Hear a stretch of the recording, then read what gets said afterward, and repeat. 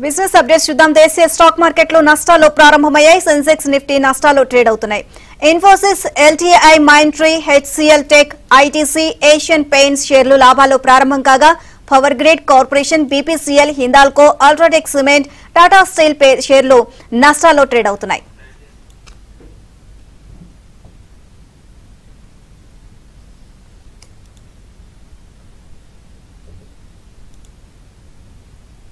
Overall గా ఈ రోజు మార్కెట్స్ పై వారి విశ్లేషణ తెలియజేసేందుకు బిజినెస్ అనలిస్టులు వివేక ప్రసాద్ గారు అలాగే రాజేంద్ర గారు లైవ్ లో సిద్ధంగా ఉన్నారు. Good morning sir.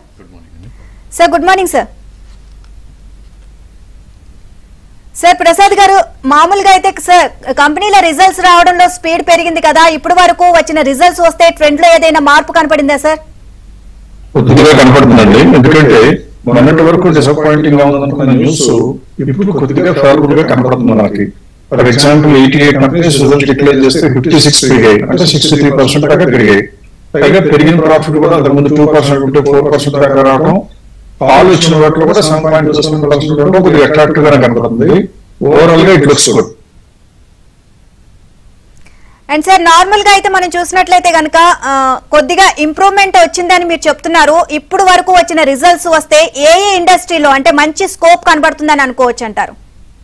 ఇప్పుడు స్క్రీన్ కనుక చూస్తేనేమో మనకి టీవీలో ప్రోగ్రామ్ చూసేవాళ్ళు ఎవరైనా మనకి ఇప్పటి వరకు వచ్చిన రిజల్ట్స్ లో ఏ ఇండస్ట్రీ బాగుంది సూచించడానికి ప్రయత్నం చేస్తున్నాను. అందులో బ్యాంకింగ్ సెక్టర్ లో 4 స్టార్ట్లు వస్తే వాటికి సేల్స్ 4% పెరిగితే ప్రాఫిట్ 11% పెరిగిందని అలా చెప్తూ వస్తే రైట్ హ్యాండ్ సైడ్ చివరిలో ఉన్నది గ్యాప్. అంటే ఏ కంపెనీలు బాగున్నాయో షార్ట్ లిస్ట్ చేయడం జరిగింది. అది కనీసం 3 కంపెనీలు ఉన్న ఇండస్ట్రీస్ మాత్రమే సూచించడం జరిగింది. అంటే ఇక్కడ స్క్రీన్ మీద కనపడిన ఇండస్ట్రీస్ అన్ని కూడా కనీసం 3 కంపెనీలు 1000 crores ఎక్కువ మార్కెట్ క్యాప్ ఉన్నవి రిజల్ట్స్ డిక్లేర్ చేసి బాగున్నాయి అన్నమాట. అదే కనుక లాస్ట్ లో కాలంలో చూస్తే బ్యాంకింగ్ లో చూస్తే 33% స్కోప్ ఉన్నట్టు కనపడుతుంది ఆ 4 కంపెనీలకి కలిపి. అలాగే ట్రేడింగ్ సర్వీసెస్, బ్రోకింగ్ కంపెనీలు ఉంటే దాంట్లో 30% అని, తర్వాత ఇంజనీరింగ్ ఎలక్ట్రానిక్స్ సర్వీసెస్ చూస్తే 28% అని, అన్నిటికన్నా ముఖ్య సాఫ్ట్వేర్ ఇండస్ట్రీస్ చూస్తే 28.7%. ఇండియాలో అందరి నోట్లో సాఫ్ట్వేర్ ఇండస్ట్రీ కానీ బ్యాంకింగ్ కానీ చూస్తే స్కోప్ బాగానే ఉన్నట్టు కనపడుతుంది. ఇలా డిఫరెంట్ ఇండస్ట్రీస్ చూడడం జరిగింది. అందులో ఒక్క ఇంజనీరింగ్ హెవీ అండ్ లైట్ మాత్రమే బాటమ్ లో చూస్తే 6.7% ఓవర్ ప్రైస్. అంటే ఇప్పుడు వరకు వచ్చిన రిజల్ట్స్ చూస్తే 3 కంపెనీలు అవి ఓవర్ ప్రైస్ గా కనపడుతుంది. అవి తప్పితే మిగతా ఉన్నట్లు కొద్దిగా ఉంది. సిమెంట్ కూడా 10%, ఫైనాన్స్ 11%, ఎంటర్టైన్మెంట్ 12% కాబట్టి అవి వదిలేస్తే 4 ఇండస్ట్రీ పైన బాగుంటాయి.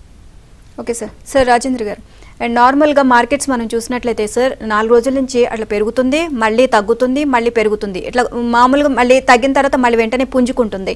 అసలు ఈ నేపథ్యంలో Nifty and bank Nifty so దీని లెవెల్స్ ఏ విధంగా ఉండొచ్చు సార్? ఓవరాల్గా దీనికి సంబంధించి మీరు ఏం చెప్తారు? డెఫినెట్లీ హయ్యర్ హైస్ ఫార్మేషన్ జరుగుతుందండి. సో నిన్న మనం చూస్తే కనుక లాస్ట్ 3 to 4 days మనం చార్ట్ ప్యాటర్న్స్ చూస్తే కనుక ప్రాబ్లీ లాస్ట్ వీక్ మనం చూస్తే 50 to 60 పాయింట్స్ దీనిలోనే మనకి ట్రేడ్ అవటం చూస్తున్నాం నిఫ్టీ. అంటే ఇంట్రాడేలో 50 or 70 or 80 points up move వెళ్ళటం, లేదంటే 20-30 పాయింట్స్ మైనస్కి రావటం అలానే చూస్తున్నాం.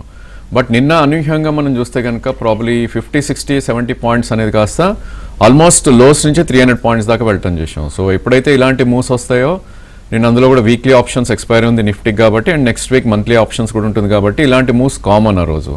సో ఒకవేళ నిన్న లాస్ట్ సెషన్లో అంటే సెకండ్ సెషన్లో 1 o'clock నుంచి 3:30 వరకు ఏదైతే మనం అబ్జర్వ్ చేసామో, ఒకవేళ అది ఓన్లీ ఫర్ ఎక్స్పైరీ అనుకుంటే కనుక మేబీ మార్కెట్ కొద్దిగా ఫిజిల్ అవుట్ అయ్యే ఛాన్సెస్ ఉంటుంది. బట్ ఏదైనప్పటికీ ఒక బేస్ అనేది చాలా అప్ సైడ్కి రావటం చూస్తున్నాం. ఇంతకుముందు 24,200 అనుకుంది, ఇప్పుడు 24,590 అక్కడ ఒక క్లియర్ సపోర్ట్ ఉంది.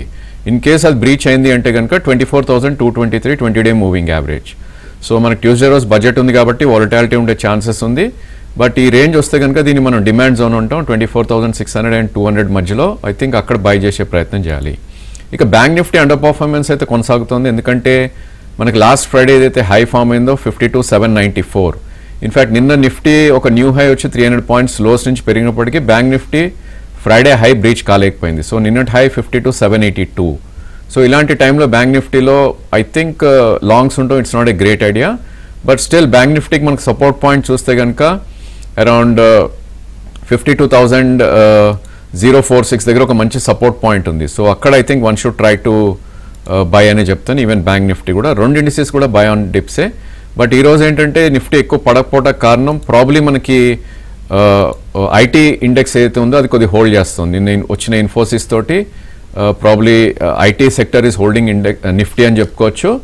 అండ్ సెకండ్ థింగ్ ఏంటంటే సెలాన్ న్యూస్ లాగానే ఇవాళ కూడా సెల్లింగ్ కూడా రావటం చూస్తున్నాం. ఇన్ఫ్యాక్ట్ మిడ్ క్యాప్ ఐటీస్లో అయితే కొద్దిగా సెల్లింగ్ అనేది కనపడుతుంది. ఈవెన్ ఫ్రంట్ లైన్లో కూడా మనకి 600 పాయింట్స్ ప్లస్ ఉన్న ఐటీ నిఫ్టీ ఇప్పుడు ఓన్లీ 140 పాయింట్స్కి రావటం చూసాం. సో హైయర్ లెవెల్స్లో సెల్లింగ్ వస్తుంది, సెక్టర్ రొటేషన్ అనేది కొనసాగుతుంది. కాబట్టి యాజ్ ఆఫ్ నో నిఫ్టీకి అయితే దిర్ ఇస్ నో థ్రెట్. 24,590 కింద కట్ అవుతే కనుక మేబీ ఒక 200-300 పాయింట్స్ పడే ఛాన్స్ ఉంది.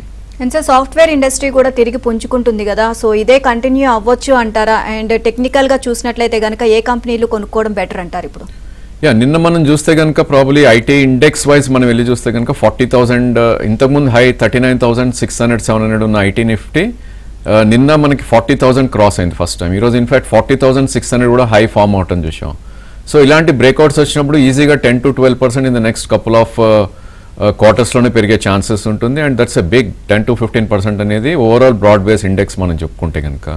అండ్ సపోర్ట్ పాయింట్ చూస్తే కనుక 20-డే మూవింగ్ యావరేజ్లోకి వెళ్ళి చూస్తే కనుక 37,300, 37,400 దగ్గర ఒక గ్రేట్ సపోర్ట్ ఉంటుంది. సో ఒకవేళ సెల్లింగ్ వచ్చి రియాక్షన్ వచ్చిన ఐటీ స్టాక్స్లో ప్రాబ్లీ బై డిప్స్గానే పరిగణించాలి. So best of the pack ఏది అనుకుంటే కనుక ప్రాబ్లీ టీసీఎస్ అని చెప్పొచ్చు. ఎందుకంటే నేను ఒక ఆల్ టైమ్ హై ఏదైతే ఉందో అది బ్రీచ్ అవటం చూసాం టీసీఎస్లో.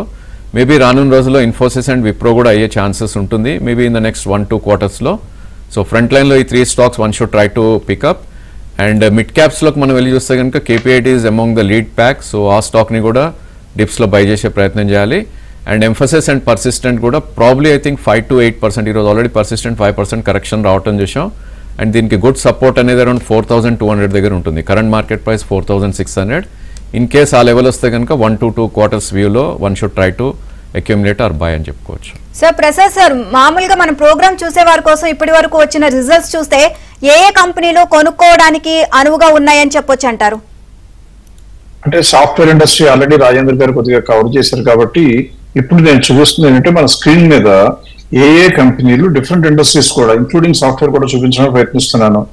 మా ఆలోచన మా ధోరణి ఎలా ఉంటుందంటే ఏ కంపెనీలో బాగా సంపాదించాలనుకుంటుందో అది పైన పెట్టడం, దాని తర్వాత నెక్స్ట్ బెస్ట్ అలా అరేంజ్ చేస్తాం. కాబట్టి ఇండస్ట్రీ స్పెసిఫిక్ కాదు, ఏది లాభాలు రావడానికి అవకాశం ఉందని చూస్తే ఇప్పుడు స్క్రీన్ మీద కనపడినట్లుగా ఫస్ట్ సౌత్ ఇండియన్ బ్యాంకు, తర్వాత కరూర్ వైశ్య బ్యాంక్ ఉంది, తర్వాత హెచ్సిఎల్ టెక్నాలజీస్ ఉంది. అంటే రాజేంద్ర గారు కవర్ చేసిన ఇన్ఫోసిస్ టీసీఎస్ కన్నా కూడా మా అంచనా ప్రకారం ప్రస్తుతానికి హెచ్సిఎల్ టెక్నాలజీ స్కోప్ ఎక్కువ కనపడుతుంది. తర్వాత బజాజ్ ఆటో, స్వరాజ్ ఇంజిన్స్, ఇవన్నీ కూడా మీరు చూసినట్లయితే గ్యాప్ అనే కాలం ఎదురుగా మీరు చూస్తే ఎంత పర్సంటేజ్ ఇప్పటి నుంచి పెరగడానికి ఛాన్స్ ఉందో చూపించడం జరుగుతుంది. ఒకవేళ రాబోయే రోజుల్లో ఇవి కనుక పెరిగిపోతే ఈ స్కోప్ తగ్గుతుంది కాబట్టి లిస్ట్ లో కిందకి వెళ్ళిపోతాయి. సో కాబట్టి ఏ ఇన్వెస్టర్ అయినా డబ్బు పెట్టేది లాభం కోసం కాబట్టి లాభం వచ్చే కంపెనీలు ఎదుర్కోవడం మంచిదని మా ఉద్దేశం. అందువల్ల నేను ఏం చేస్తానంటే ఎప్పుడు కూడా ఏ కంపెనీలో కొనుక్కుంటే ఎక్కువ లాభం వచ్చేదో అవి పైన పెట్టడం, ఒకవేళ అవి పెరిగిపోతే ఆటోమేటిక్ గా ఆర్డర్లో కిందకి వెళ్ళిపోయి అరేంజ్ చేస్తాం. So there are almost like 17 companies. ఇక్కడ మీరు స్క్రీన్ మీద చూస్తే 17 గుడ్ బెట్స్, అంటే లాభాలు వచ్చి ఇంకా 30% కనీసం ఫెయిర్ ప్రైస్ కన్నా తక్కువ ఉన్న కంపెనీలే 17 ఉన్నాయని తెలుస్తుంది. So software industry is good, but there are so many other companies also which are doing well. And sir మామూలుగా ఇందాక మనము సాఫ్ట్వేర్ కంపెనీ గురించి, సాఫ్ట్వేర్ ఇండస్ట్రీస్ అండ్ వాటి రిజల్ట్స్ గురించి కూడా మనం మాట్లాడుకున్నాము. ఇందాక రాజేంద్ర గారు చెప్పారు మనకి ఇండియా ఎక్స్పర్ట్స్ కి ఆయుపట్టుగా సాఫ్ట్వేర్ ఇండస్ట్రీని చెప్తూ ఉంటారు సార్.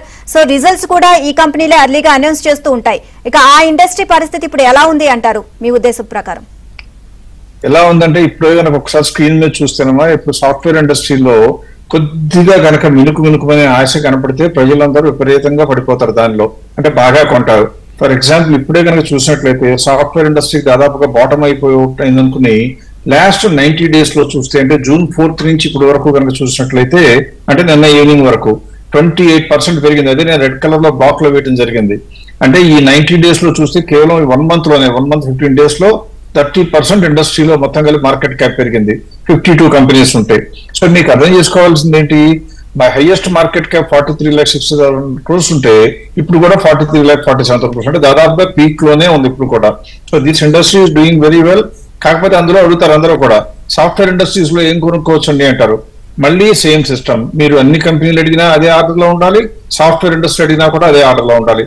సో మా అంచనా ప్రకారం ప్రస్తుతం వచ్చిన రిజల్ట్స్ ప్రకారం చూస్తే హెచ్సిఎల్ టెక్నాలజీస్ అన్నిటికన్నా బాగుంది, టాటా ఎలక్సీ నెక్స్ట్ బాగుంది, తర్వాత ఇవాళ రాజేంద్ర గారు చెప్పిన పర్సిస్టెంట్ సిస్టమ్స్ కూడా బాగుంది. ఆ తర్వాత ఉన్న కంపెనీల్లో తాన్లా చూసినట్లయితే అక్కడ ఓకే టు బై దగ్గర నాట్ ఎట్ అని రాయటం జరిగింది. దానికి కారణం ఏంటంటే వాళ్ళు ఇచ్చిన రిజల్ట్స్ క్యాపిటల్ మార్కెట్ నుంచి మాకు డేటా వెండర్స్ ఇచ్చిన డేటా యాక్యురేట్ గా లేకపోవడంతో ఇంకా అప్రూవ్ చేయలేదు. తర్వాత మ్యాస్టెక్ కూడా అలాగే ఉంది. తర్వాత ఎల్టీఐ మైంట్రీ. ఇలా మీకు కనుక 15% స్కోప్ కనుక గ్యాప్ కనపడుతుంటే మీ దగ్గర ఉంటే ఉంచుకోవాలి. కొనుక్కోవడానికి మాత్రం మేము చెప్పేది ఏంటంటే మినిమం 30% గ్యాప్ లేకపోతే, అంటే గ్రీన్ కలర్ లో వేసినట్టుగా లేకపోతే మాత్రం కొనుక్కోవడానికి అనువుగా ఉండవు అని చెప్తుంటాం అన్నమాట. అంటే ప్రసాద్ సార్, మిగిలిన ఇండస్ట్రీలో రిజల్ట్స్ వచ్చిన దాన్ని బట్టి ఏమేం కంపెనీలు మెరుగ్గా కనిపిస్తున్నాయి అంటారు? ఇప్పుడు రెండు మనం మాట్లాడాము. ఒకటి బ్యాంకింగ్ ఇండస్ట్రీ అని చెప్పాను, తర్వాత ఏమో సెక్యూరిటీస్ అంటే బ్రోకింగ్ ఇండస్ట్రీస్ అని చెప్పాను. రెండింటి గురించి బ్రీఫ్ గా చెప్పేస్తాను. బ్యాంకులు కనుక చూసినట్లయితే ఇప్పుడు మీరు స్క్రీన్ మీద కనపడుతున్నట్లుగా 3 బ్యాంకులు బాగున్నాయి. 4వ బ్యాంకు బ్యాంక్ ఆఫ్ మహారాష్ట్ర కూడా రిజల్ట్స్ వచ్చినా కానీ అందులో 30% స్కోప్ లేదు కాబట్టి దానికి గ్రీన్ కలర్ వేయడం జరగలేదు. So south Indian bank, followed by Karur Vysya bank, తర్వాత central bank. Bank of Maharashtra మాత్రం ఉంటే ఉంచుకోవాలి కానీ కొత్తగా కొనుక్కోవడానికి అనుభవం లేదు. ఇక ఆ తర్వాత మనం చూడవలసింది ఏంటంటే సెక్యూరిటీస్ అండ్ ట్రేడింగ్ ఇండస్ట్రీస్ లో కనుక వెళ్ళినట్లయితే ఇక్కడ జియోయూత్ ఫైనాన్షియల్, ఏంజిల్ బ్రోకింగ్ 2 వచ్చినాయి. కాకపోతే ఇక్కడ ఒకటి గమనించాలి, ఇన్వెస్టర్లు అందరూ గమనించవలసింది ఏంటంటే ఇప్పటి వరకు స్టాక్ ఎక్స్చేంజెస్ ఏం చేసేవంటే పెద్ద పెద్ద బ్రోకర్లు ఉంటే, అంటే జీరోదా కానివ్వండి, అప్ స్టాక్స్, గ్రో, ఇలా పెద్ద బ్రోకర్లు ఉంటే వాళ్ళ వాల్యూమ్స్ కనుక ఎక్కువ అయిపోతే వాళ్ళకి ట్రాన్సాక్షన్ ఛార్జెస్ మీద ఒక రిబేట్ ఇస్తూ వాళ్ళకి డిస్కౌంట్ ఇచ్చేసి వెనక్కి ఇవ్వడం జరిగేది. అంటే క్లయింట్స్ దగ్గర నుంచి వీళ్ళు వసూలు చేస్తారు కానీ ఎక్స్చేంజెస్ మాత్రం బ్రోకర్లకు వెనక్కి ఇచ్చేవి. అలా ఏంజిల్ 1 ఒక్కదానికే చూస్తే లాస్ట్ 1 year లో దాదాపుగా 350 కోట్లు అలా కన్సెషన్ లో వచ్చింది. ఇప్పుడు అదంతా కూడా సెబీ డైరెక్షన్ తో తీసేశారు.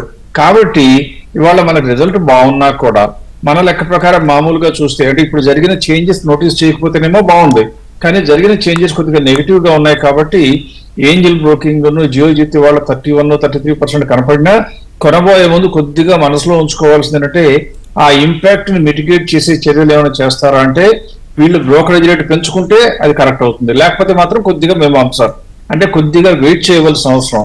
ఇలా ఒక్కో ఇండస్ట్రీలో చుట్టం మంచిది. ఇప్పుడు ఒకసారి నేను ఏం చేస్తానంటే బ్యాంకులు కూడా అయిపోయింది కాబట్టి ఫైనాన్స్ కంపెనీలో చూస్తే ఒకే ఒకటి ఫైనాన్షియల్ కంపెనీస్ లో 12 కంపెనీలు రిజల్ట్స్ డిక్లేర్ చేస్తే 11 పెరిగినా మా అంచనా ప్రకారం ప్రస్తుతం కొనుక్కోవడానికి అనువుగా ఉంది కేవలం L&T ఫైనాన్స్ ఒకటే. అది ఒకటే 33% ఉంది. మిగిలిన ఇంకా రిజల్ట్స్ వస్తే మనం చెప్పాలి కానీ ప్రస్తుతం జూన్ రిజల్ట్స్ వచ్చిన వాటిలో